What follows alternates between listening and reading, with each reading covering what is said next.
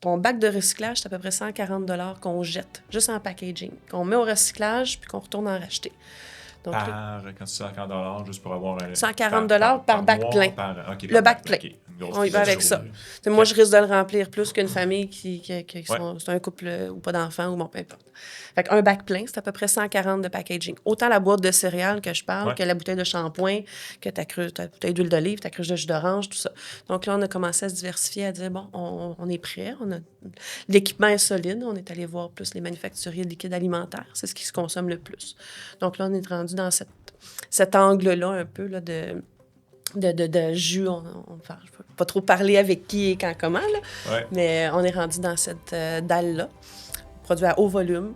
Puis pour le consommateur, ben, l'impact, c'est vraiment une réduction du coût aussi. Là. Fait qu'on joue sur deux plans en même temps, environnemental, mais aussi pour le gain financier. Là. Bienvenue à Meilleur Humain, Meilleur Monde, rencontre avec les entrepreneurs visionnaires du Québec. Notre invité aujourd'hui, Jacinthe Brouillard du groupe Saja et Fabrication Liénard. Avec moi, comme toujours, mon associé et co-animateur, Normand Chadwick. Bienvenue, Jacinthe. Bienvenue, Normand. Allô? Merci. Mon nom est Tristan Laliberté. Normand et moi sommes tous deux du cabinet de services financiers Diversico Finances Humaines et on donne des conseils financiers à des gens comme Jacinthe. Jacinthe, je vais lire un petit bout d'un article, parce que normalement, je commence toujours l'entrevue en disant « Merci de ton temps, merci d'avoir trouvé quelques minutes », mais dans ton cas, c'est vraiment tout un défi. Je lisais un article du Journal de Québec paru en avril 2023 qui commence de cette façon. « Je ne sais pas comment elle fait. Jacinthe Brouillard est entrepreneur en série, mère de famille monoparentale de 4 enfants. » Vous avez bien entendu, 4 comme dans 1, 2, 3, 4. Et elle a gardé pendant 14 ans sa sœur ayant une déficience intellectuelle. Cette femme-là semble dotée d'une énergie inépuisable et d'un optimisme en béton. Est-ce que ça te décrit bien? C'est très bien dit. Je l'aurais peut-être pas dit comme ça moi-même, mais très bien dit, oui. C'est flatteur. Et ton parcours commence, si je comprends bien, ton parcours entrepreneurial commence en 2010. Ou un petit peu avant peut-être, mais en tout cas en 2010, c'est le groupe Saja. Parle-nous un peu de tes débuts là, dans le monde de l'entrepreneuriat. En fait, c'est officiellement en 2007 que j'ai démarré un premier commerce de détail zéro déchet. Très niché, les boutiques écologiques. Il y avait un volet environnemental, mais très santé aussi, qui venait me toucher. J'ai eu, à l'accouchement de ma fille a une malformation à l'oreille gauche. Donc, surdité complète. Je parle avec la chirurgienne à Sainte-Justine. Qu'est-ce qui s'est passé là, à elle? Puis elle me raconte que de plus en plus d'enjeux au niveau fœtal chez nos enfants dû à l'air qu'on respire, l'environnement. Bon, là, ça venait me toucher directement au niveau de la santé. Donc, congé de maternité à ce moment-là, je suis intervenante sociale de métier initialement. Congé de maternité, je suis allée rejoindre mes parents en Chine, puis j'ai vu le concept du remplissage. J'ai vu aussi le plastique dans nos environnements. J'ai voyagé quand même assez pour constater clairement qu'il y avait un enjeu au niveau du plastique. Donc, valeur première, c'était ma santé, ma famille, pérennité, tout ça. Donc, c'est là que l'idée m'est venue de démarrer un petit commerce de détail zéro déchet. Puis du même coup, mais ça m'accommodait aussi parce que je gérais ma propre horaire avec les enfants, que j'avais 3 à ce moment-là. Démarre le commerce. 3 mois après, j'apprends que je suis enceinte d'un 4e. Donc, OK, on continue. J'avais 2 bébés en parallèle, plus ma fille de 9 mois. Donc, j'ai gravité autour de ça. Boutique à Grande-Bay. J'ai investi un peu aussi dans une boutique à Chambly qui avait le même domaine, le même créneau que nous. Donc, ça commençait à pousser. On était marginal. On était pas puriste, là, mais c'était marginal à ce moment-là. Par contre, la réponse était là. Les gens voulaient de plus en plus des produits adaptés à leurs soins. Que ce soit, ils venaient pas pour l'environnement nécessairement, c'était pour leur santé. Ah, j'ai de l'eczéma, as-tu un savon plus doux versus quelque chose sur tablette. Donc, on venait chercher la santé, puis aussi le remplissage. On réduisait les contenants. Fait que ma mission était accomplie. En 2008, difficulté de trouver des bons produits abordables, parce que veux pas, j'avais des jeunes enfants, j'étais moi-même une jeune famille, pas très, je gagnais pas des salaires astronomiques non plus, donc tu vas pas payer une pâte à dents 8 piastres versus la crèche à 3 piastres. J'essayais de trouver des produits comme ça, donc j'ai commencé à importer des produits, justement, trouver un petit peu ce qui se faisait au Québec, mais le plus possible au Québec, assurément, mais je grandissais mon bassin. Donc, par la force des choses, je suis devenue un distributeur. Sans le savoir initialement, c'était pas l'angle que je prenais, c'était plus pour combler mon besoin à moi dans l'offre dans mon commerce. Et puis là, j'ai approché d'autres types de commerces qui ressemblaient au mien. J'ai vendu mon plan d'affaires. On m'approchait pour « Hey, c'est le fun, tu avoir ton plan d'affaires, tout ça. » Fait que je l'ai vendu à quelques reprises. Avec le temps, je me dis j'aurais peut-être dû franchiser ou faire des bannières de tout ça, mais c'est bien correct. Donc, démarrer le centre de distribution sur le tas, on va dire. En 2008, le centre de distribution. En 2014, j'ai vendu les commerces de détail parce que le veux pas, ben, j'avais comme mes 4 enfants, ma sœur, la boutique, plus le centre de distribution, un petit peu essoufflé. Donc, j'ai vendu les commerces, puis le commerce, pardon, puis je me suis concentrée sur la distribution. Donc, Jacinthe, attends un vas-y, instant. vas-y, vas-y. Là, on est rendu en 2014, mais moi, je veux te ramener en OK. 2008-7, là. 2007-2008. T'apprends pour ta fille, t'apprends tout l'aspect environnemental, écologique, ça peut avoir un impact sur notre santé. Ouais. Mais toi, à ce moment-là, tu avais le choix de faire une différence ailleurs que de devenir entrepreneur. C'est quoi le déclic de dire, hey, là, je me lance en affaires? En fait, j'ai eu une première expérience que rarement je parle. Comme j'ai eu mes enfants très jeunes, moi, je suis tombée enceinte à 18 ans, mes beaux-parents, à ce moment-là, nous ont laissé une entreprise qui était une carrosserie, une body shop à Saint-Hubert. Donc, j'ai appris à faire de la business dans ce cadre-là. Et j'aimais ça. J'aimais la latitude, j'aimais le contact client, j'aimais les soumissions, j'aimais les grands livres bleus à ce moment-là, là, Oui, de comptabilité. J'ai appris vraiment comme ça. Puis, après, on a vendu cette carrosserie-là, je me suis retrouvée à travailler pour la DPJ. Donc, dans un monde où tu n'as pas beaucoup de décisions, tu es très lié. J'ai haï ça, détesté. Je suis pas dans cette bureaucratie-là. J'ai pas aimé, pas juste le cadre du travail, c'est toute la structure de ça. Ça m'a tout le temps trotté en arrière de la tête d'avoir cette autonomie-là. Instinctivement, je pense que, tu sais, même à mon secondaire, j'ai parti une petite business. C'était instinctif, je crois, je l'avais en moi, là. C'était pas un, C'était un beau défi. J'ai jamais vu ça comme quelque chose d'inaccessible. Je pense que... mais tu n'avais pas étudié donc en business, là, Du en tout. travail Du tout, social, du tout, du t'es tout. loin de la business, là? Du tout. Non, OK. j'ai aucune formation. J'en ai pris par la force des choses. Ben, pas par la force des choses, mais au courant de mon parcours. Mais non, absolument pas. Est-ce que C'était tu très dirais que ton instinctif. goût de l'humain t'a amené au travail social, mais finalement, tu t'es découverte entrepreneur, Ouais, là? ouais. Je OK. trouvais que ça bougeait pas assez vite, qu'il n'y avait pas... c'est ça. Je pourrais en parler longtemps, mais je pense pas que c'est OK. nécessaire. Fait que 2014, revenons en Oui. 2014. Fait qu'en 2014, là, le centre de distribution bien établi, je vends mon commerce, qui roule encore très bien d'ailleurs, c'est encore mon client. 2014, on continue à builder là-dessus. Ensuite, en 2016, 17, 18, grosse croissance. On parle de 122, 126 annuellement de croissance. Donc, déménage d'entrepôt, là, ça devient plus grande échelle, plus d'employés. Et là, l'idée m'est venue c'est toujours en lien dans ma mission de réutiliser des contenants. Je me disais, bon, il y a 9 à peu près de la population qui vont dans les petits commerces plus nichés. Puis un 9, je suis généreuse, là. Comment rendre ça accessible en grande surface? Donc, de là m'est venue l'idée de développer une machine automatisée pour que monsieur, madame, tout le monde... Puis moi, la première, là, moi, je vais faire l'épicerie. J'ai pas tant le goût d'aller faire 3, 4 succursales, m'arrêter chercher ça là. Tu sais, on est tous occupés, tout ça. Donc, je voulais donner quelque chose qui était plus accessible. Puis là, on parlait pas nécessairement du produit bio, mais du concept de la réutilisation. Puis en même temps, je voulais donner une solution à la consigne puis au recyclage. C'est de la réutilisation pure et simple. Donc, responsabilisation du consommateur. On ramène notre sac d'épicerie, ben, on va ramener notre bouteille d'huile d'olive, cruche de lessive. Donc, c'était un peu ça l'idée. Donc, j'avais aucune idée dans quoi je me lançais, aucun modèle d'affaires. Je savais même pas. Je voulais inventer une machine. Moi, c'était pour être facile. Je mets ça dans les épiceries, tout le monde va triper. Je fournis mon savon en plus dans mon centre de distribution. Fait que, tu sais, pour moi, c'était super simple. C'est ça. Ce qui n'a pas nécessairement été le parcours, mais c'est vraiment cool, là. Donc, en 2018, j'ai commencé à fabriquer cet équipement-là. Donc, j'ai pas réinventé la roue là, du vrac. C'était vraiment la télémétrie qu'il y a dedans, en fait, tout ce qu'on a eu nos brevets.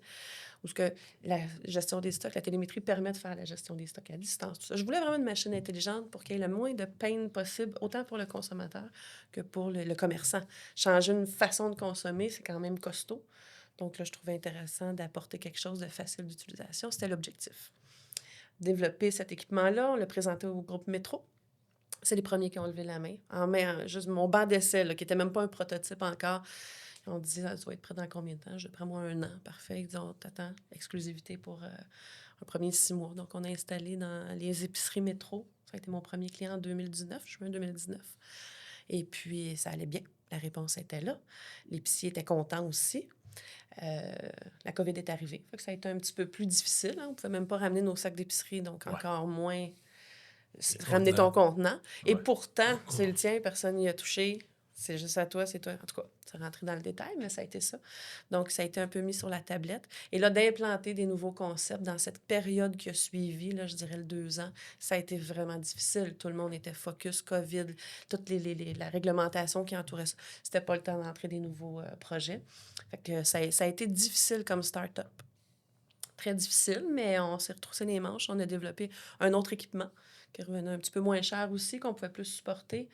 Donc, qui permettait aussi de remplir les contenants de savon, gel à main, des désinfectants pour les mains. Là. Ouais, Oui. C'est très Ça, c'était populaire à ce populaire à ce moment-là. temps-là, Hein, ouais. oui, oui. Et les manufacturiers avaient de la difficulté à trouver des pompes. Il y avait la bouteille, il y avait le gel, mais il n'y avait plus de pompes sur le marché canadien, américain. Donc là, on devenait la solution parce que tu la réutilises continuellement, puis en fait, ça coûte moins cher. Autant pour l'acheteur que le consommateur. En fait, les deux, là, le consommateur et les commerçants. Donc, on a bifurqué vers ça. Puis, à un moment donné, là, on est comme sorti de tout ce qui est sanitaire. On s'est dit, OK, l'alimentaire, c'est des choses qu'on consomme. Si on regarde nos bacs de recyclage, juste en coût financier pour monsieur, madame, tout le monde, ton bac de recyclage, c'est à peu près 140 $ qu'on jette, juste en packaging, qu'on met au recyclage puis qu'on retourne en racheter. Donc, Quand tu dis 140 juste pour avoir un... 140 $ par bac mois, plein. OK, par Le bac plein. plein. OK. Une grosse On y va couverture. avec ça. Sérieux. Moi, OK. je risque de le remplir plus qu'une famille qui Ouais. c'est un couple ou pas d'enfants ou bon, peu importe. Fait qu'un bac plein, c'est à peu près 140 de packaging. Autant la boîte de céréales que je parle, Ouais. que la bouteille de shampoing, que ta bouteille d'huile d'olive, ta cruche de jus d'orange, tout ça. Donc là, on a commencé à se diversifier, à dire, bon, on est prêt, l'équipement est solide. On est allé voir plus les manufacturiers de liquides alimentaires. C'est ce qui se consomme le plus. Donc là, on est rendu dans cet angle-là un peu là, de jus. Enfin, je ne peux pas trop parler avec qui et quand, comment, là, Ouais. mais on est rendu dans cette dalle-là, produit à haut volume. Puis pour le consommateur, ben, l'impact, c'est vraiment une réduction du coût aussi. Là. Fait qu'on joue sur deux plans en même temps, environnemental, mais aussi pour le gain financier. Je Là. comprends. Oui, tu le payes plus, en fait. Ta cruche de lessive avec le bouchon, l'étiquette, ça va prendre 1,5 $ jusqu'à 2 $. Là. La cruche de tête, là, c'est une belle grosse... On met ça au recyclage, ben, on fait juste la remplir au final. Là. Ben oui. Donc, le jus C'est d'orange, bon même presque principe. éternellement. Hey, à là, vie, finalement. perso, Ben oui. là, ma bouteille de lessive, ça fait depuis 2007 que je l'ai. OK. J'ai la même cruche de lessive. J'ai changé le bouchon. Mais j'ai la même cruche de lessive. C'est con, là. C'est des plastiques super rigides. Effectivement. On a ouais. permis de mon entreprise au complet depuis 2008 de distribution. On l'a quantifié. C'est plus de 20 millions de contenants qu'on a permis de réutiliser juste au Québec. Wow. Quand même. Juste au ça. Québec. Petite entreprise québécoise. Oui. Ouais. Fait que j'imagine à grande échelle. Tu sais, si un Procter & Gamble, là, un Unilever là, de ce monde, là, ils ont des enjeux eux-mêmes, là, environnement. Ils ont des enjeux. Ils doivent réduire leur packaging. On devient une solution pour eux autres. Mhm. Donc, ouais, on a fait un symposium à Toronto, novembre 2022, pas l'an passé, justement parce qu'on fait partie. On était 7 entreprises sur un panel, dans le fond, qui avaient des solutions à la réutilisation versus la consigne puis le recyclage. On essaie de... Parce que même les usines de tri sont débordées.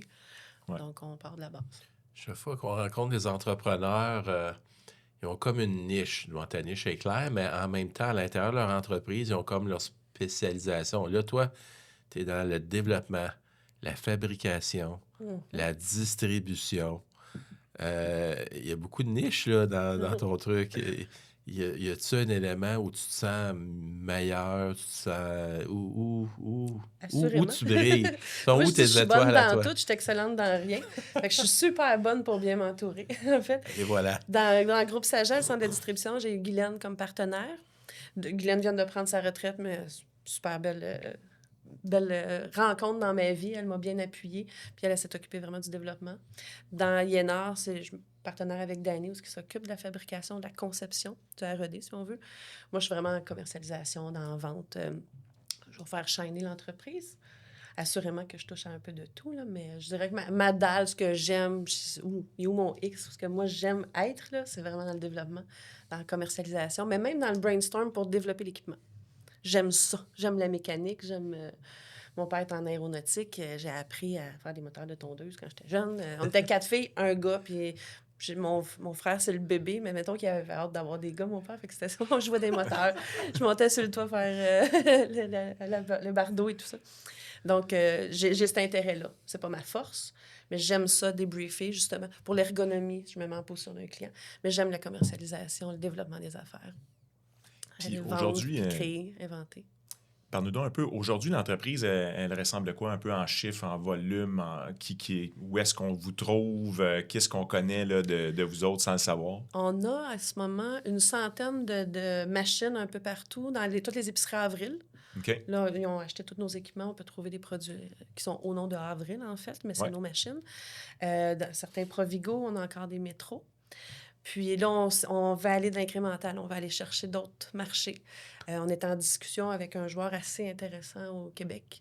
Canada, en fait, mais il est positionné au Québec, dans les jus, tous les breuvages. Donc, eux, ce qui les intéresse, c'est de sortir justement des épiceries. Donc, les aéroports. On s'en va vers ça, là. On est en discussion. C'est le créneau qu'on cible, où c'est des endroits où il y a de l'achalandage. Ça peut être en sortant du métro. Ça peut être dans les aéroports, les arénas. Une belle machine, au lieu que ce soit Pepsi, bien, on pense à d'autres produits qu'on peut retrouver. Donc, je dirais une centaine de machines. On vient de développer une machine à bubble tea. OK. Je fais un point. La machine à bubble tea, ce sont des verres compostables.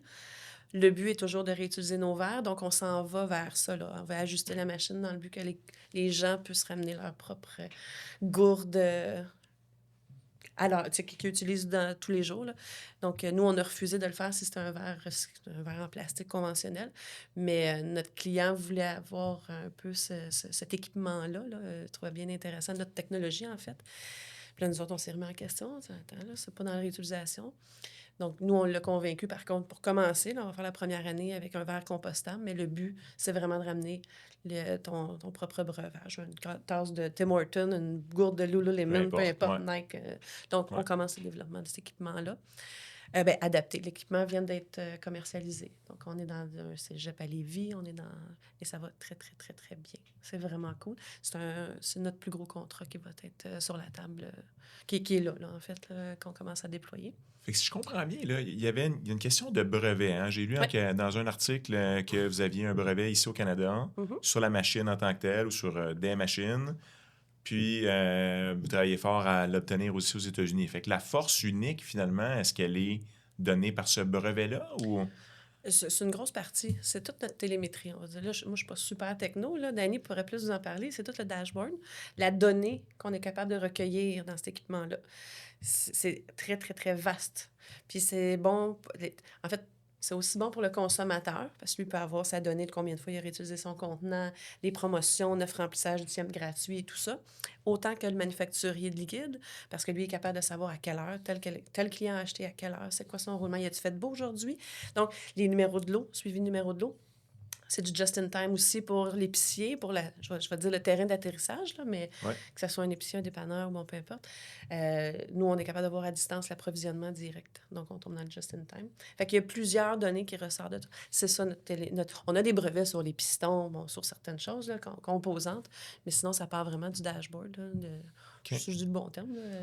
Tableau de bord. Tableau de bord, Ouais, exactement. Ça, Puis, mais c'est la donnée qui, éventuellement, moi, je figure très bien une entreprise où ce que je ne développerai pas de machine, je vais penser à Slotch Poppy, mettons, qui veulent savoir, eux autres, c'est qui leur client, combien de fois peuvent ramener leur verre puis parler directement. Hey, la nouvelle Slotch, la nouvelle saveur. Ouais. C'est vraiment ça, d'après moi, je dirais dans les 2-3 prochaines années, qui risque d'attirer le commerçant, manufacturier de liquide. D'huile à moteur, Canadian Tire. On pense à toutes les possibilités. Là. La bouteille, dans le fond, pour que tu puisses remplir, il y a un code QR unique. Donc, la bouteille appartient à Normand. C'est celle-là, on sait exactement quand Normand magasine, c'est quoi sa consommation de jus une fois par semaine, 2 fois par semaine, son bubble tea, peu importe, l'huile d'olive. Donc, c'est plus ça qui nous démarque. Très intéressant. Tu as mentionné, mettons, l'huile à moteur, est-ce que c'est quelque chose qui est dans les plans ou qui dans existe déjà? Pipedrive, C'est ça fait parmi de vos réflexions. Oui. Puis des... Les entreprises ont des gros enjeux environnementaux à respecter. Il y a de la réglementation qui s'en vient. Donc, on devient une solution. Je ne sais pas exactement les chiffres, mais je sais que Canadian Tire a une taxe assez majeure à payer, les GES et tout ça, dû au fait de ce qu'ils génèrent, eux, comme déchets. Oui. Donc, avec notre donnée, avec l'information, notre équipement, nous, on est capable de dire en temps réel, tu as permis de réutiliser 26 000 contenants cette année. Donc, il y a beaucoup, beaucoup de choses que pour eux, ça va avoir un impact aussi financier. Puis autant pour le consommateur, il y a un feel good. On veut pas trop, on veut faire des efforts, mais pas trop. Sans que ça nous demande trop Sans de que ça temps, nous demande. comme tu disais Exactement. tantôt. Ouais. Exactement. Il faut que ça soit facile d'utilisation, il faut que ça soit de proximité. Donc, c'est vraiment notre objectif là, qu'on envoie partout. Là, nos équipements Yennar, on souhaite qu'ils soient partout, que ça devienne un mode de vie. Donc, ils peuvent prendre aussi, ben pas de vie, un mode de consommation, pardon, un mode de vie. Ben, écoute, ça fait partie des deux. Ben, tu sais, on pense, nos sacs d'épicerie, il y a encore des gens qui le ramènent pas. Puis même moi, la première, des fois, je l'oublie dans l'auto, je retourne, non, je n'ai plus dans l'auto, je vais en racheter un autre. C'est humain, là, ça fait partie. Mais c'est quelque chose que je souhaite qu'on mette en place, puis que les gens comprennent aussi l'impact, autant environnemental, mais financier. C'est intéressant, là, quand je dis que c'est 140$ qu'on met au recyclage, on retourne tout le racheter, là. Ben oui. On va en racheter de Surprenant. l'huile. Je n'étais pas au courant de cette donnée-là. Ouais. C'est vraiment surprenant. Oui, bien, on l'a fait le calcul là, en moyenne famille, 2 adultes, 2 enfants. Qu'est-ce qu'ils mangent? En tout cas, on a tout vendu. Ah oui. Bien, effectivement, plus tu parles, plus moi je vois toutes sortes d'innovations ou de nouveautés. On a commencé à avoir, mettons, aux stations-service du lave-glace en format Qui est un bon ami à remplissage, moi, Pierre Néron, à Saint-Bruno. Très belle entreprise, oui. Fait que c'est un autre bel exemple, effectivement, d'un contenant que, tu sais, bon, c'est pas tuable, ça va nous survivre. Quand la Terre n'existera plus, il va rester des contenants comme ça. Des contenants comme ça que tu utilises après pour mettre ta vieille huile à moteur, puis que on faisait tout ça. Exact. Le futur de ton entreprise réside-t-il plus dans le groupe Saja, qui, donc, si je comprends bien, c'est celui qui va aller trouver des produits à acheter et redistribuer, ou tu vois encore plus de futur dans la nouvelle business, là, fabrication Yennar? Dans la dernière année, j'ai eu plusieurs prises de conscience, réflexions. Je suis allée m'isoler, d'ailleurs, dans un désert, à dormir avec des bédouins. Groupe Saja va être une entreprise avec ma relève, mes 2 garçons. Mes 2 garçons les plus vieux travaillent, puis je suis en train de leur repasser ça. Entreprise familiale, plus petite. C'est un centre de distribution. J'aspire pas à être national et tout ça, là, vraiment pas. Puis mes gars décideront bien ce qu'ils veulent faire avec ça après, mais c'est eux qui sont en train de reprendre. Yennar, c'est mon nouveau bébé. C'est là-dessus qu'on travaille. Que mon cœur est dans les 2 entreprises, mais Yennar, ça me permet de, moi, être plus créative, de développer, d'exploiter d'autres de mes comment je peux dire, mes objectifs, mes wish, d'en voir partout. Tandis que Saja, c'est plus niché dans les commerces zéro déchet. C'est le produit bio. Le produit est complètement différent que ce qu'on vend dans Saja. Dans Yennar, pardon. Puis dans Yennar, je ne vends pas un liquide, je ne vends aucun produit. Je vends un équipement. Donc, pour moi, ça va être dans les prochaines années. Ça va être vraiment Yennar où on va se consacrer. Puis on a un océan bleu, ça n'existe pas. On est les seuls en Amérique du Nord à avoir fait ce type d'équipement-là. Il y en a manuel, là. On en voit en fût et tout ça, là. Mais il y en a 6 entreprises comme ça en Europe, mais on est les seuls en Amérique du Nord à le faire. Wow. Ouais. Et l'idée, t'était venue justement de, mettons, un voyage en Europe, parce que d'ailleurs, le nom est espagnol. Ouais. On a dit ça en coulisses. Je dis, Yennar, c'est un mot que je connais en espagnol. Tu peux peut-être nous dire un peu l'origine du nom en même temps? Refil, remplissage. Oui, c'est ça. Oui, c'était la mission. Et est-ce que, justement, ton idée est venue d'un voyage quelconque ou comment tu as vu cette idée-là, là, les machines? Tu dis que tu as 6 entreprises. 6 entreprises. Je l'ai su après, en fait. OK. J'en ai pas vu en Europe. L'idée de la machine, écoute, ça a été un peu... Non, ça a été plus... J'ai voyagé beaucoup, mais je n'ai pas vu ce genre d'équipement-là. Il y avait Jean Bouteille qui était en France pour du vin. Mais outre ça, non. C'est vraiment dû à... Moi, dans le centre de distribution, la croissance... Puis c'est très archaïque, on va dire. C'est des 20 litres, on fait ça manuel, ça prend un commis sur place. C'est la croissance, l'achalandage, la demande qui était là. Je me suis dit, ça prend quelque chose de plus facile. Donc, je la vois dans ma tête. Je parlais d'hologramme tantôt. Moi, je l'ai dessiné, je l'ai fait faire en hologramme. J'ai fait un prototype bêta. Mais quand j'ai fait mon pitch chez Métro, c'est un hologramme que j'ai présenté. Je n'ai pas emmené l'équipement. Eux sont venus voir après. Mais j'avais vraiment un hologramme. Ça ne ressemble pas pantoute aux machines finaux, finalement. Mais quand même, l'idée était là. Moi, je voulais qu'elle parle, je voulais qu'elle soit attrayante, je voulais juste que ça soit facile d'utilisation. Puis je comprends même pas que ça n'existait pas déjà. Aujourd'hui, après 5 ans, je comprends. Parce que c'est costaud implanter une nouvelle façon, des nouveaux procédés opérationnels. Quand tu parles à l'Oblast, là, Ils sont habitués d'être dans leurs pantoufles, ils ont des procédures. Moi, je venais toute chambourder, C'est sûr. Ben oui. chambouler ça. Chambardé. Chambouler, brasser les Exactement. piliers du temple. Exactement, et toutes les opérations, tu sais, les autres sont habitués à un pied linéaire, ça coûte tant. Là, moi, j'ai porté une machine comme ça, vous voulez pas de la même façon. Tout cet aspect-là de tant de bouteilles, en tout cas, un marché que je ne connaissais pas du tout. Mm. Donc, ça a été beaucoup d'apprentissage. Mais non, je l'ai pas vu avant. J'en ai vu au fur et à mesure que j'avançais dans l'entreprise. Puis là, je dis ça en réfléchissant, c'est pas vrai. Là, 20 ans, il y a quelqu'un qui en a fait pour une machine à lessive qui était dans certains IGA au Québec, qui était super avant-gardiste. C'était pour les produits dans un jardin. Mhm. Et je l'avais trouvé très bien. Mais le client n'était pas là à ce moment-là. Là, 20 ans, début des années 2000. J'ai même parlé une fois avec ce monsieur-là sur la Rive-Nord. Puis c'est sûr qu'il a repris son parc d'équipement, il a changé de carrière, tout ça. Là, on est plus d'actualité en ce moment-là. Mais c'est vrai. Mais elle était automatisée, mais elle n'avait pas d'intelligence comme telle. Puis la porte s'ouvre, la porte se ferme, tu payes sur Start, puis c'est tout. Là. Je comprends. Tu as abordé tout à l'heure, en fait, tu as dit je suis bien entouré. Ouais. J'aimerais ça que tu nous parles un peu de ça parce qu'il y a plusieurs entrepreneurs. En fait, je te dirais, un des dénominateurs communs au succès des entrepreneurs, c'est justement d'être bien entouré. Parfois, on se trompe, parfois, on réussit bien. C'est quoi ta recette pour être bien entouré ou tes apprentissages que tu as eus là-dedans que tu pourrais partager avec nos auditeurs? C'est sûr qu'on a toutes nos personnalités à la base. Moi, je sais que je l'ai appris. J'ai un profil qui est très ouvert. J'étais fatigante, moi, à l'école. Je levais la main, madame, je comprends pas, monsieur, je comprends pas. J'allais chercher l'information. Fait que je devais être très fatigante pour ceux qui... Là, c'est long. Donc, je suis encore...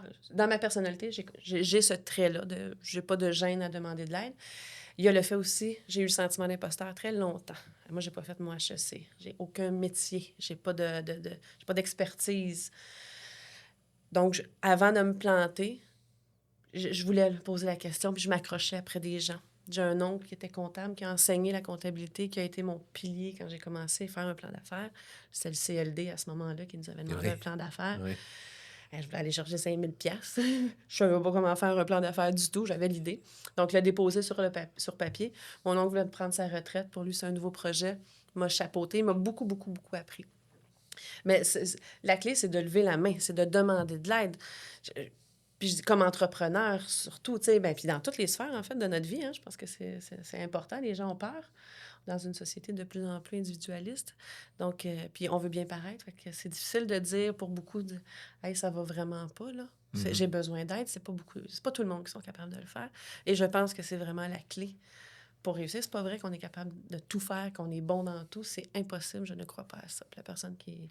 Tant mieux, mais pas moi. Puis je pense que c'est quelque chose de primordial, de bien s'entourer. Puis des fois, on se rend compte que c'était peut-être pas la bonne personne. Puis d'être capable de mettre fin aussi à ça. Dire, hey, merci. Ce fut un beau parcours, mais ça se termine ici. Ça se termine là. Ça se termine là. Il faut le faire aussi, parce que plus on étire, moins ça peut être un gouffre... on peut s'engouffrer encore plus. Là. Tout à fait. Il y a un autre moment où tu as demandé de l'aide d'une certaine façon, télévisuellement. Mm-hmm. Tu as été invité avec quelqu'un de ton équipe, Simon. Dans l'œil du dragon. Ouais. Puis vous êtes passé évidemment à la télé puis tout ça. Et puis ça a bien fonctionné, parce que vous avez même eu live à la télé, ça a fonctionné, on vous a fait une offre. Parle-nous un peu de cette rencontre-là avec les dragons, Ouais. puis qu'est-ce que tu y as appris, puis qu'est-ce que tu en retiens aujourd'hui? Je suis pas quelqu'un qui aime vraiment être... je prends de la place dans la vie, là, mais être la tête d'affiche, ça a été une drôle d'expérience. Simon et moi, on était assez complémentaires. Simon quitte l'entreprise présentement, mais on est en très bon terme. Ça va, lui, il a d'autres projets pour la suite. Mais à ce moment-là, on cherchait des fonds, avec aussi des têtes. On voulait avoir des gens qui étaient investis dans l'entreprise, sans dire un 40 heures semaine, mais au moins à titre d'aviseur ou consultant et tout ça. Et aussi, on voulait une visibilité. on est allé aussi à la bonne plateforme. Donc, c'est un processus aussi d'entrevue et tout ça. On s'est bien préparé. On était bien préparés. Initialement, on s'est fait refuser, les 5. C'est M. Karam qui a dit « Ah, passe mon tour. » Je dis « Ah ouais, tu passes à côté de ce projet-là. » Je me souviens plus la phrase exacte que j'ai dit, là, mais tu veux pas faire partie de la solution, hein, c'est ça? Et il s'est rétracté. Il est revenu. « Ah ouais, parfait. » Et là, Isabelle Chevalier a embarqué. On a eu 2 rencontres avec eux suite à notre passage. On a eu aussi une belle visibilité. On a des clients qui nous ont appelés. On a eu l'Oblast aussi, qui a été un beau projet qui ont fait lever encore plus l'entreprise. On s'est rencontrés. Belle rencontre. Là, on a eu 2 ou 3 rencontres, je ne me souviens pas exactement. Là. Mais l'objectif n'était pas commun. Notre besoin n'était pas que financier, comme j'expliquais. C'est vraiment d'avoir des têtes avec nous. Puis nous, on figurait que Georges Caram et Isabelle Chevalier avaient quand même je veux dire, des critères importants pour nous. Isabelle, dans son domaine, les épiceries, les produits bio, Georges en TI. Mais là, c'est clair que les autres, avec tous leurs investissements, on va se voir une fois au trimestre, puis même encore. Ouais. Donc, on s'est reviré vers d'autres alternatives. À ce moment-là, on s'est serré la main, puis ça a été une belle fin. Mais somme toute, belle visibilité, très belle visibilité. Les épiceries Avril aussi ont communiqué avec nous, qui a été une belle finalité, puis on travaille encore avec eux aussi. Donc, belle expérience. Ben oui, fait qu'au lieu d'être une injection de capital, c'est devenu, par contre, un centre de rayonnement puis de développement d'affaires. Là, si exactement, oui. C'est ce qu'on souhaitait aussi. Autant le consommateur, on n'avait pas énormément de machines. Ouais. On avait peut-être une 60aine à ce moment-là, mais on a vu les vendre tout de suite. Et on est capable, avec notre équipement, notre technologie, de voir la rétention aussi. On le sait qu'on a une rétention de 86 %. Les gens reviennent, aiment le concept. Donc, oui, ça a vraiment fait... donc, autant pour le consommateur que le manufacturier de liquide. On a parlé avec quelques-uns, avec des projets en cours. Et l'Oblast, surtout. L'Oblast et Avril, ça a été eux autres qui ont levé la main, qui ont dit c'est intéressant. Tu sembles quelqu'un de très visionnaire. Tu sais, veux pas, on remonte à 2007, première boutique zéro déchet. Tu sais, on commence à... Il me semble que c'est quelque chose qu'on voit là, en ce moment beaucoup. 2007, beaucoup moins. La question visionnaire, où est-ce que tu vois toute l'industrie du... Parce que tu parles beaucoup de la question de changer notre manière de consommer. Mm-hmm. Qu'est-ce que tu vois dans le futur de la consommation, puis dont tu fais partie du dérangement, là, tu sais, moi, j'aimerais ça, je sais pas si c'est pertinent, là, mais moi, j'aimerais ça avoir des liquid stores autonomes. Tu rentres là, tu ramènes tes bouteilles, peu importe. Un liquid store. Éventuellement, peut-être de l'alimentaire sec, dans le sec, mais il y a déjà des choses qui se font dans ce domaine-là. Mais dans le liquide, non. Donc, vraiment, que ça soit acquis, que ça soit une façon de consommer facile, puis qu'il y en ait partout. Donc, le marché est immense, là, si on regarde. Là, juste Canada, États-Unis, là, écoute, il y a 150 000 dépanneurs. Je me souviens plus du nombre d'épiceries, mais c'est immense. C'est monstrueux. C'est monstrueux. On a fait des budgets à 0,0001 % de potentiel. Puis je veux dire, j'étais comme tabarouette. J'ai une multinationale. Je veux dire, c'est ça. Malgré le nombre de zéros après la virgule. Oui, c'est ça. 1 % elle serait... je serais gênée de présenter ça. Voici mes prévisions. C'est comme... Mais moi, j'en vois partout. Amazon, on commençait à faire des magasins autonome, tu rentres à ta carte de crédit, puis tu te remplis, tu ressors, bien, on aimerait être positionné dans ce type de... Ça, c'est parfait. Puis de main-d'œuvre. Puis on vient pallier aussi au manque de main-d'œuvre. Parce que nous, ça pourrait... On peut le voir comme un one-stop shop pour le commerçant qui achète nos équipements ou qui se procure. Donc, on offre la distribution, on fabrique, on conçoit pour le produit désiré. Puis on peut aussi offrir la distribution, l'approvisionnement d'équipements. Donc, ça fait aussi qu'en ce moment, avec la pénurie de main-d'œuvre, qu'il faut que ça prenne un commis pour aller chercher la bouteille dans le backstore, ramène ça ici, tout ça, la caisse, puis la machine peut être autonome. Le client a sa propre bouteille. Il peut avoir des compartiments avec des bouteilles vides pour le premier achat.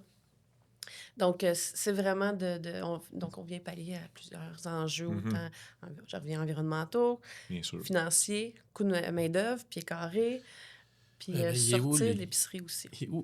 Où est le frein à ce moment-là? Parce que c'est toutes des bonnes idées, la vision est claire, ça amène du bien. Ah, c'est ça.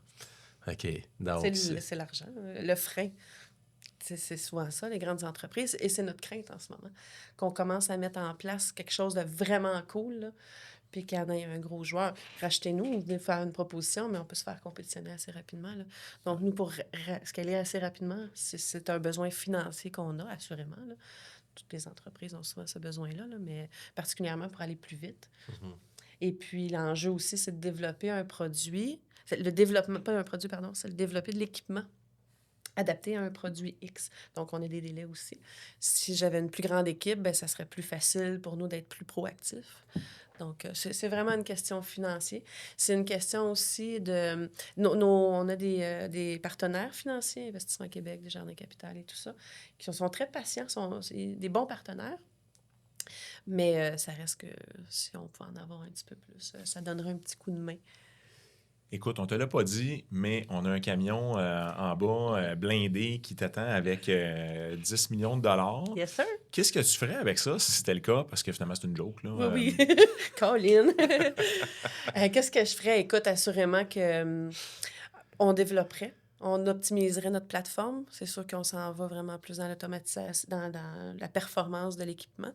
Ensuite, je développerais des machines. Je ne sais pas si c'est logique ce que je vais dire, là, mais j'aimerais ça. Tu sais, en ce moment, on tire sur les gens. Hey, j'ai un beau produit, sont-ils prêts à payer? Il faut que je prouve. Puis, on est encore en période un peu de validation. J'aimerais ça développer une machine pour un laçon de ce monde. Et voici, elle est prête pour tout. T'en veux combien? Ouais. Donc, être un peu en amont de ça. Ouais. Au lieu de dire, on va la développer ensemble pour vous, puis tout ça. Puis là, c'est une question de cash, en fait. Là. Ouais. Fait que 10 millions, entreprise, je bâtirais l'usine automatisée aussi, robotisée, pour que nous, on puisse fabriquer le moins possible d'importation, qu'on soit vraiment autonome. Ouais. Puis on embaucherait une bonne équipe pour accompagner Dany au niveau du développement. Fait qu'il y a du potentiel encore énormément. Oui. Bien, j'ai oublié de le dire. Présentement aussi, on a un beau projet. Les CI3S, Ministère de la Santé et Recycle Québec ont subventionné un projet pour les hôpitaux parce qu'ils s'en jettent en tabarouette du contenant de plastique. Des cartouches, je donne un exemple. Une cartouche de produits nettoyants pour désinfecter les plans de travail. Là, on ne parle pas des mains. Là. Juste le... Écoute, je vais le dire, je ne sais pas si j'ai le droit, je vais valider. Là. C'est 7300 cartouches par année juste à l'hôpital de la Cité de la Santé de Laval qui jettent. Ça ne se recycle pas parce que le bouchon, il ne peut pas l'enlever. La conciergerie met ça dans des containers. L'hôpital a un coût astronomique juste à décharger le container. Donc, ils nous ont demandé de fabriquer un équipement dans le but de réutiliser ça. Ça, c'est des cartouches 3M. Là, c'est 3M qui fabrique ça. Donc, n'étant pas capable d'enlever les bouchons, tu ne pouvais pas les remplir. On a trouvé une façon de faire. Là, l'Hôpital Juif de Montréal, la Cité de la Santé puis le Centre de réadaptation vont avoir ces 3 machines-là. C'est un premier test. Et puis, s'ils sont capables, nous, on est capable de prouver que là, la rétention est facile. C'est à l'interne. Il ne faut plus qu'un consommateur pense à le ramener. C'est la conciergerie. Ça se fait super bien. C'est des magasins en bas. L'opérationnel est déjà mis en place. Du moment où les équipements vont rentrer, on figure à peu près 95 % de contenants qui vont être réutilisés. Il y en a qui vont briser, ces choses-là, là. Mais c'est à peu près 95 % sur 7300 par hôpitaux. Donc, assurément, c'est énorme. Fait assurément qu'après ça, on s'enligne pour déployer. On a commencé aussi à rencontrer des gens. Fait que le marché, là, pense à tous les liquides. Les liquides. Tout. Il y en a. Le vin, la bière, éventuellement, il y a une possibilité. Là, on parlait de la consigne pour la SAQ. SAQ. Hey, SAQ. C'est juste ça. un A. Oui, c'est ça. La consigne, ça serait simple. On n'est pas rendu là dans nos têtes, mais en Europe, ça se fait. Il faut stériliser la bouteille et tout ça. Donc, parallèlement, c'est sûr qu'il va y avoir des machines de désinfection, de stérilisation qu'on souhaite développer. Oui, dans l'alimentaire, même si c'est le consommateur qui est imputable de son contenant, ça reste que quelqu'un qui développe une marque, je vais dire craft ou ces choses-là, qui ont un brand, c'est des brands en soi, ne veulent pas contaminer leurs produits. Donc, ça vient aussi avec ça. Fait qu'on a certains défis à ce niveau-là, mais ça va être de développer l'équipement. Moi, je le vois déjà. Très facile dans ma tête, là, mais j'y vais, ça à la lune, on est capable de faire une machine qui nettoie une bouteille en épicerie. Là. On peut imaginer, oui. Tes enfants ont connu leur maman entrepreneur. Ils ne connaissent pas autre chose que de ça de leur maman, là. Non, pas vraiment. Tu en as déjà les 2 plus vieux qui sont identifiés pour prendre une relève. Oui. Comment ça se passe, ça? Premièrement, est-ce que c'est venu de eux? C'est venu de toi? Comment ça a été initié? Puis, il y en a 2 autres aussi derrière, là. Donc, comment ça se passe? C'est arrivé comment tout ça, là? Mon fils le plus vieux, Nicolas, s'en allait au cégep. Il était au cégep à ce moment-là, il voulait s'en aller en droit. Parfait. Il m'appelle un soir, il dit « Maman, il dit, j'aime pas ça. J'aime vraiment pas ça. » Je dis « OK. Qu'est-ce que tu figures dans ta vie? » Tu sais, à 18 ans, je peux comprendre, 17 ans, fin 17 ans. Il hésitait entre électricien, gestionnaire. maçon ou comptable. J'ai dit, OK, toi, tu n'as aucune idée de ce que tu veux faire dans la vie. Finis ta session. Puis je dis, tu viendras faire un tour au bureau. Je dis, là, ce que je vais faire, je vais te faire travailler 3 mois. La deuxième session, en fait, que tu aurais dû faire, tu vas la travailler à l'usine. Tu vas toucher à la comptabilité, tu vas faire un peu de paperasse, tu vas faire de la livraison, tu vas toucher à de tout. Erreur peut-être de ma part, il était très, très, très bon dans ce qu'il faisait. Donc, on lui a plus payé des formations. Puis Nicolas, c'est vraiment, lui, a cette fibre entrepreneur-là. On s'est engagé un coach à 2. Parce que là, des fois, en meeting avec les autres, « Hey, maman, non, non. » Puis même moi, juste me faire appeler Jacinthe, ça a été comme, « Oh, j'aime pas ça. » C'était de dire, « OK, dorénavant, tu m'appelles Jacinthe ici. » En fait, c'est le coach. Moi, je n'étais pas à l'aise avec ça au début. Mais ça fait partie de cette crédibilité-là. Puis ce détachement-là, le rôle de la mère, du fils, de l'enfant, versus on est 2 adultes. Tu veux être considéré comme un membre à part entière de l'équipe. Voici ce qui vient Nicolas, avec. je m'appelle Jacinthe, puis là, on est des collègues. Des collègues, exactement, des partenaires. Et puis, tu vois, Nicolas va avoir 24 ans. Puis, il est très, très... Il connaît l'entreprise, il a des idées. J'aime ce que je vois. Mais, tu sais, on a eu besoin d'une période de coaching. Et puis, il y a une belle... il y a une belle... candeur, je pense. Capable de faire une introspection. Puis lui, il va se chercher des outils aussi. On a fait l'année passée de lui-même un coach PNL, puis il est allé chercher ses outils à lui. Mathis, mon deuxième, complètement une autre personnalité. Complètement une autre personnalité. Mathis, un peu se cherchait, puis tout ça. Puis il est venu me voir, il dit... Il travaille dans une boucherie. Il aime cuisiner. C'est vraiment sa passion. C'est un artiste. Puis c'est lui qui est venu me voir. Il dit, là, j'aimerais ça peut-être essayer... sa livraison, venir un peu me changer les idées, voir ce que j'aime. J'ai fait la même chose. En fait, visiblement, c'est pas un jeune qui tripait sur faire des fichiers Excel. On oublie ça. Nicolas est beaucoup plus. Et Nicolas se trouve être le boss à Mathis maintenant. Ben, comment est-ce qu'on peut dire? Son supérieur. Et ça va très bien. Mathis, il faut que ça soit établi. Ce n'est pas un âme entrepreneur, mais c'est un très bon exécutant. C'est vraiment quelqu'un de dévoué. Et puis jamais j'aurais pensé. Parce que moi, ils ont grandi avec moi dans l'entreprise. Ils sont venus à la boutique. Ils ont vu, moi, quand j'ai parti de mon centre de distribution, c'est dans mon garage, là. Fait que les trucks de 53 pieds débarquaient le stock. Ils ne pouvaient pas rentrer dans ma cour. Fait qu'ils débarquaient ça, j'étais à côté de ma maison. Fait qu'à 5h30, 6h du matin, moi, je réveillais mes grands. On prenait la luge. Parce que c'est des 20 litres, c'est lourd. C'est des tonnes de savon. On déchargeait ça avant que ça gèle. Ils maïssaient, là, avant de partir à l'école. On glissait ça sur la luge. Ils m'avaient dit, les deux, jamais on va travailler avec toi. Jamais. Ils haïssaient ça. Puis finalement, les deux sont là. Chacun leur rôle. Et ça va super bien. Puis j'ai eu une rencontre avec eux, justement, de cette relève-là. Comment vous voyez, comment vous positionnez. Je ne sais pas si Mathis va y rester. En ce moment, il est bien. Il est bien.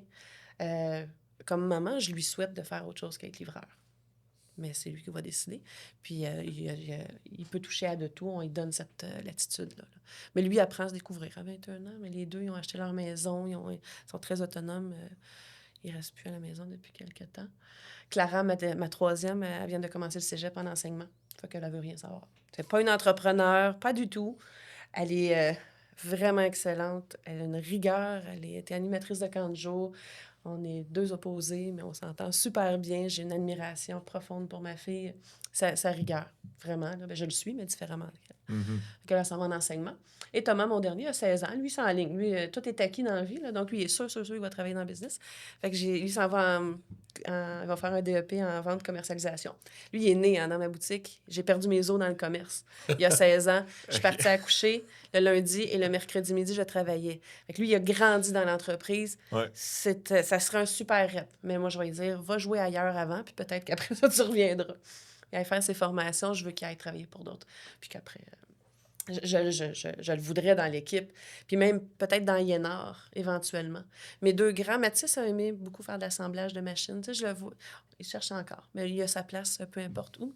Tandis que Thomas, c'est vraiment commercialisation, vente, prospection. C'est ça. Il s'est lui-même parti d'une petite entreprise cet été là, de taille-haie, de gouttière et tout ça. Tabarouette, il a roulé cet été. Il a 16 ans, là, pas d'expérience, là, lui et son chum de gars. Ils partaient avec ça, ils ont travaillé tout l'été. Mais lui, en plus, il est né dans le commerce au sens propre. Ah oui, au sens propre. Oui. Moi, pas juste une expression. Et puis, 21 avril, que j'ai perdu mes os. Et la journée de la Terre, le 22 avril, il est né la journée de la Terre. Mais pauvre bébé, tu sais, j'allaitais, là, j'avais une cliente qui rentrait, je dépluguais, je donnais à la cliente, je faisais mes affaires. Il était barouetté pour ben pas pauvre enfant, mais ça fait qu'aujourd'hui... Donne le bébé à la cliente. Excusez-moi, je voulais vous donner votre c'est paquet. ça. Vraiment, Pars avec. Je l'ai déjà oublié, pauvre enfant.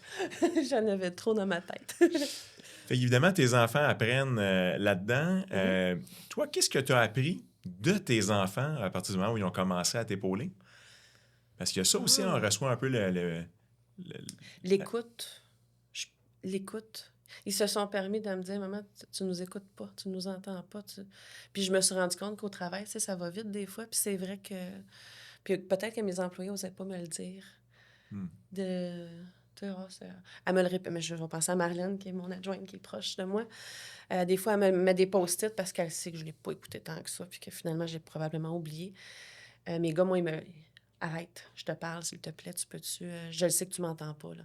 Puis j'ai eu droit à la rétrospection il y a quelques temps, ça fait peut-être 2-3 ans. De toutes ces leurs... On s'aime, j'ai été une bonne maman dans la meilleure de mes capacités, tout ça. Mais, ouais, l'écoute, me déposer, puis vraiment prendre le temps de... OK, sinon ça va trop vite des fois. Et qu'ils se sont permis de me le dire, puis encore aujourd'hui. Encore aujourd'hui, mon focus, j'avais une petite conférence, un petit congrès la semaine passée. Puis je voulais ressortir. Moi, mon objectif, c'était de retrouver un focus. Parce que là, j'ai l'impression d'être éparpillée dans les derniers temps. Puis je parlais avec mon fils Mathis, qui est à Vancouver présentement. Puis je dis, Match, il dit, toi, le focus? Ah, ouais. Je dis, c'est-tu sarcastique? Il dit, pas en tout. Genre, oui, c'est vrai. Fait que ça m'arrive. Ouais. Fait que oui, l'écoute, d'être capable de prendre le temps. Parce que c'est vrai que j'ai tendance à... Tout va vite, là. Puis moi, j'ai pas besoin, je suis pas très visuelle, je suis très auditive, fait que j'ai pas besoin de regarder les gens pour continuer à avancer. Puis je pense que pour l'interlocuteur, en face, c'est important, effectivement. Mais ils me l'ont mis d'en face. En parlant du temps, il nous reste 4 minutes. Pour de vrai? Il nous reste 4 minutes. Ça a pris 50 minutes déjà. C'est ça. Le temps passe toujours bien en bas de Oui, c'est cool. J'ai envie de te poser une question avec les minutes qui nous restent. Oui. Tu as appris plein de choses de 2007 à aujourd'hui. Tes enfants arrivent dans le décor et tout ça. Tu as des projets de grandeur avec des possibilités rien de moins qu'infinies. Dans quoi, toi, tu dois te développer pour être à la hauteur de tes projets à ce stade-ci de ta vie? Et où vas-tu trouver ces ressources-là de développement personnel? Dans mon leadership, je pense que j'ai quand même un bon leadership, mais place à l'amélioration, assurément. Dans mon leadership, ouais, je dirais ça. Je reviens on a toutes nos personnalités. Je sais que j'ai une personnalité attractive. Je le sais, sans aucune prétention. Là. Je l'ai compris avec le temps. Là. Mais c'est quand même pas acquis, tout ça. Là. Ça veut pas dire que je dis go, que tout le monde va suivre. Mais je veux le développer en fonction de certaines personnalités, d'ailleurs. Tu sais, des gens que j'ai peut-être plus de difficultés à accrocher parce que je suis pas technique, je suis pas... Ouais. Fait que, ouais, mon leadership, dans toutes les sphères, dans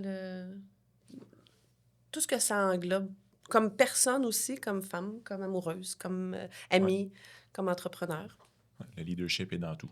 Dans tout, exactement, oui. On peut, je pense que être entrepreneur, ça nous définit quelque part. C'est bizarre ce que je vais dire, puis c'est peut-être complètement incohérent. Un médecin, c'est un médecin, mais il va être un médecin aussi le soir s'il y a un bobo ou quelque chose. Mais quelqu'un qui travaille à la caisse, quand il a fini de travailler, il a fini de travailler. Je veux dire, il ne pense pas tout le temps à ces chiffres ou ces choses-là.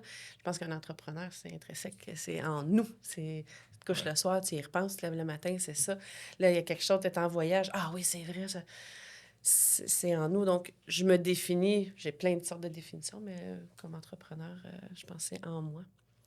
J'aimerais ça aussi te demander, beaucoup d'entrepreneurs qui écoutent ont comme toi des enfants qui peut-être sont identifiés, peut-être pas, pour une relève éventuelle. Si tu avais un conseil à donner à un père ou une mère de famille qui a des enfants qui commencent à grandir, 16 ans, 17 ans, 20 ans, c'est quoi les premières conversations à initier? En fait, je pense pas que ça commence à 15-20 ans. Je pense que ça commence à la table, tout jeune. Oui. Puis de développer leur propre opinion, même si on n'est pas d'accord. Donc, qu'est-ce que tu ferais? Moi, j'ai eu ça comme problème aujourd'hui. Hey, même à 8 ans, là. Tu sais, ça permet de faire des inclure, d'être un peu... Puis qu'ils comprennent ce qu'on fait aussi, parce que, ma mère, elle a une business de savon. Je veux dire, c'est pas ça nécessairement. Là. Ah ouais, c'est c'est plus que la ça. version simplifiée. Exactement. Donc, c'est des inclure vraiment en plus... en bas âge, et ça va avoir un impact. Point de vue budget, tu apprends à faire des budgets, tu sais. Hey, c'est comme ça. C'est bon pour aussi le jeune qu'il va se bâtir dans la vie tranquillement, là. Je vais t'acheter une maison, une voiture, sans qu'il soit entrepreneur nécessairement. Mais je pense que c'est important d'en parler ouvertement quand ça va bien, quand ça va pas bien. Puis c'est pour ça que je suis pas de bonne humeur. Je m'excuse, mon grand, je m'excuse, ma grande. Écoute, j'ai eu une telle journée, voici. Puis tu sais, à 12 ans, 13 ans, ils ont des opinions, ils ont des petites chicanes avec des amis. Ben moi, je viens de vivre ça avec un fournisseur, j'ai un client qui me fait chenille. Comment tu réagirais? Ah ouais, fait que tu sais, je pense que ça amène. Moi, j'ai vraiment stimulé ça beaucoup, beaucoup. Puis à tout niveau, là, nous autres, on s'assoyait à la table. Je me faisais un honneur de souper à toutes les soirs avec mes enfants. On mange à 8 heures, par exemple. Là. Mais tu sais, tous les bains étaient donnés, tout était fait avant ça et on s'assoit. Puis un mardi soir, ça peut être 1 heure à table. Puis s'il y avait des pancartes politiques dans la rue, toi, tu voterais pour qui? Marchait en revenant de l'école. Là. Maman, c'est qui, elle? OK, t'as le parti, puis qu'est-ce que t'en penses? Puis t'as allé lire un peu. Souvent, on prenait un article, puis on lisait ça ensemble à la table. Puis je ne veux pas de cellulaire, là, mais on se le permettait, un article. OK, qu'est-ce que t'en... Et tu peux ne pas être d'accord, mais vous vous aimez pareil, là. Puis en entreprise, c'est ça, là. C'est pas obligé de... C'est la coalition, mais malgré les désaccords, puis on continue quand même à se challenger puis à échanger. Mais moi, je pense que ça part jeune. Ben écoute, merci beaucoup pour ce dernier segment qui stimule beaucoup d'inspiration dans mon petit cœur paternel. Oh, ben merci. Et je suis certain que ça va faire pareil pour plein de monde qui vont nous écouter. Merci de ton temps aujourd'hui, Jacinthe. Je retiens plein de trucs de notre rencontre. J'aimerais voir... D'habitude, je prends tout le temps la parole, puis là, ça, Normand, il trouve que j'ai tout dit.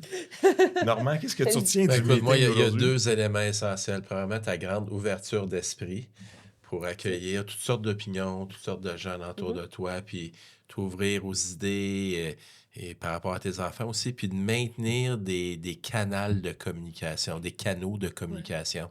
On ne sait jamais les tournants de la vie, les gens qu'on rencontre, mais c'est assez clair que pour toi, oui, les gens sont importants, mais de maintenir ces canaux de communication-là, je pense que ça a été d'une grande aide pour toi, ça continue de l'être. Puis oui, ça te permet aussi d'être inspirante. Donc, bravo. Merci bien. Merci à vous autres. Ben moi, je retiens aussi que je suis vraiment... je vois dans ton projet comme trop de possibilités, là, tu sais.